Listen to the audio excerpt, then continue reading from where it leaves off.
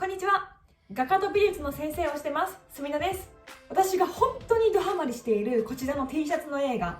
RRR についてお話ししたいと思います。今日はネタバレなし、日本人が RRR を絶対に見た方がいい理由3つをお話ししたいと思います。1つ目、脳から快感物質がもうドバドバ出まくる大傑作。2つ目、日本人の体質に合う映画。3つ目、アジアのマイノリティとしてエンパワーメントされる映画です。でもこれはインド人が英国人をやっつけてるからっていう意味ではないです。1つ目の脳から快感物質がドバドバ出る傑作映画っていうことなんですけど、もうなんか RRR 見る前の人生のことがなんかおぼろげになってきちゃってて、 RRR 見た後と見る前で人生が変わっちゃってます。本当にこの映画は私みたいになんか狂った人を続出させてる映画なんですよ。脳から快感物質がドバドバ出るのか考えてみたんですけど、おそらく観客のために作られた映画だからだと思うんですね。もちろん映画は全て観客のために作られてるとは思うんですけど、この映画は特にそうなんですよ。 SS ラージャマウリ監督は自分たちが伝えたいこととかそういうことは特にない、映画は観客がいなきゃ成り立たないっておっしゃってるんですね。監督の意図とかそういうことを考える余地がない。なんかもうこの映画は見てる私たちが見てる瞬間に完全に主役になれるんですよ。もうただ浴びること。私はこの映画を見て、映画っていうのは読み解くものではなくって浴びるものっていう風に変わりました。映画っていうのは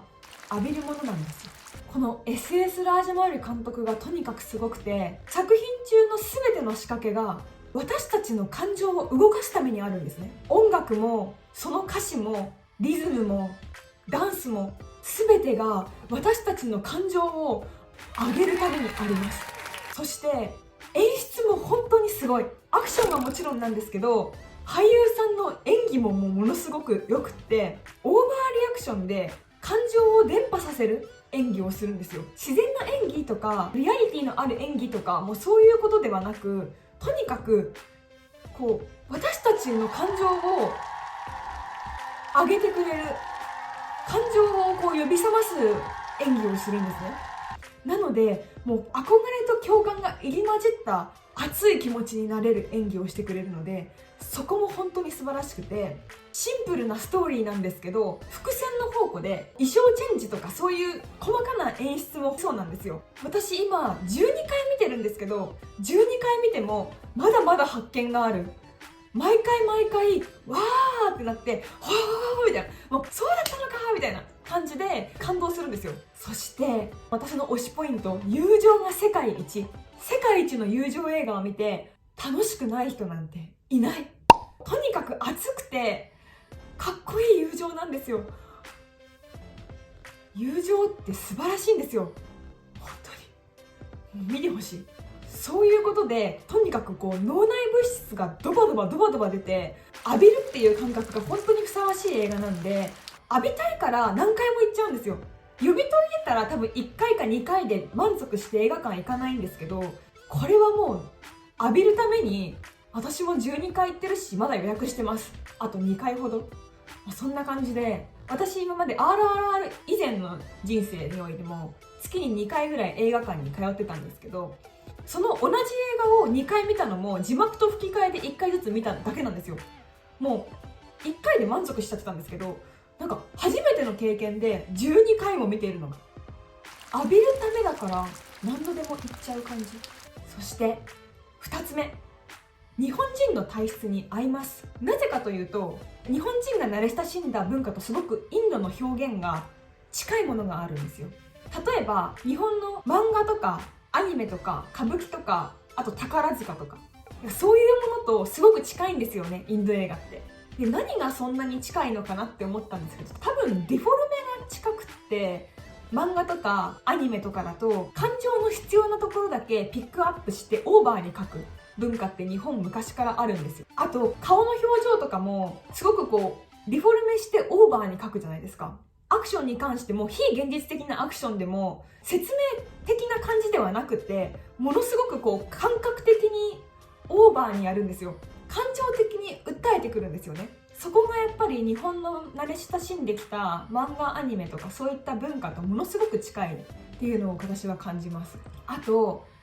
インドの俳優さんとか監督さんたちって世襲でやってるんですよ。映画界の仕事をしている家庭に生まれたらみんな映画の仕事に就くみたいな。今回の2人の主演の俳優さんたちも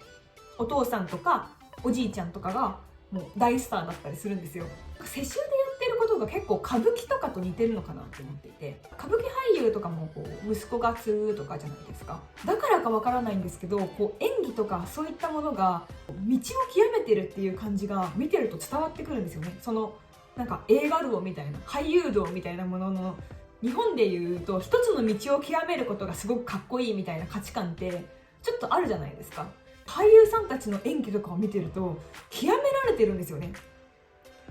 道なんとか道みたいな通じるものがあると思います。こう気迫を感じる俳優さんたちの気迫みたいな、俺は俳優に命かけてるみたいな感じがすごくかっこよくてしびれます。そして3つ目、アジアのマイノリティとしてエンパワーメントされる。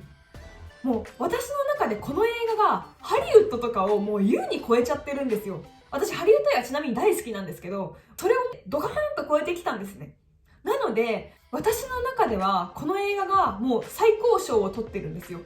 オスカーとかたとえ取らなかったとしてももう私の中では最高なんで、もうそれは本当に自信が持てて言えるので、多分私みたいな感覚を持ってる方もそれなりにいると思うんですけど、生まれた時からずっと先進的イコール西洋みたいな感覚がどうしてもあって、西洋化されてないイコール恥ずかしいみたいな感覚があんまり良くないんですけど、少しだけどうしてもあったんですよ。でも RRR がもっと私に自分のルーツに自信を持つように力をくれました。と言いますのも RRR ってインドが源流のインドパワーが本当にものすごいんですよ。音楽、文化、習慣、人々の感性とかそういったところがインドを感じる。見るとインドを感じます。こう西洋側の価値観に寄せたものを作ろうとしてるみたいなのがないんですよ。インド人によるインド人のための映画なんですよ。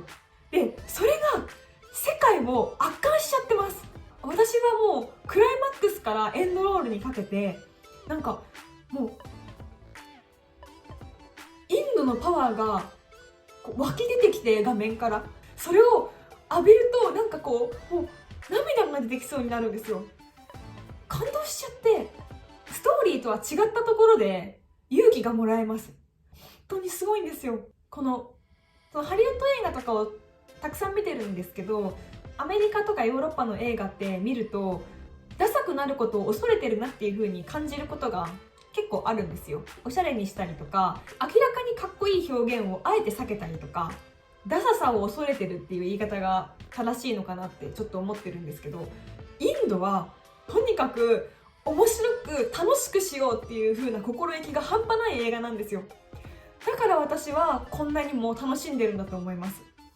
とにかく感情が溢れ出す映画、感情に訴えかける映画、勇気づけられてる自分自身が。この映画をもしまだ見てない方に勧めるとしたら、3時間あってちょっと長いけど友達曰くお餅食べれば